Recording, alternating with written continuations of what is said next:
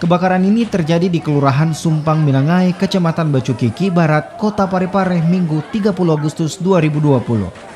Rumah warga yang sebagian besar terbuat dari kayu membuat kobaran api cepat membakar dan menghanguskan 8 rumah. Warga sekitar mencoba membantu memadamkan api meski dengan peralatan seadanya.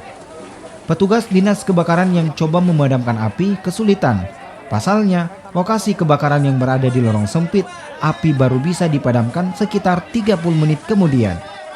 Itu di samping rumah, di belakang tuh baru baru kita lihat. Jadi siapa rumah pertama terbakar? Rumahnya Jiramlah. Jiramlah. Iya, di situ nah. Jadi tidak diketahui. Tapi Pasca kebakaran, BPBD setempat mulai mendirikan tenda darurat sebagai tempat warga bermukim sementara. Sementara Kementerian Sosial membuat dapur umum untuk kebutuhan korban kebakaran. ya BPBD ini Pak.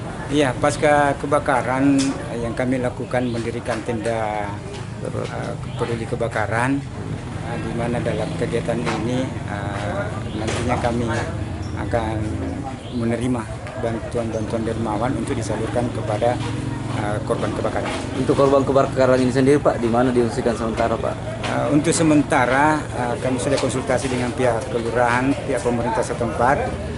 Ternyata korban rata-rata bermalam dan nginap di rumah keluarga terdekat yang ada di lokasi kebakaran.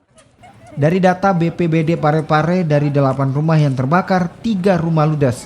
Sementara total korban yang terdampak kebakaran sebanyak 30 jiwa.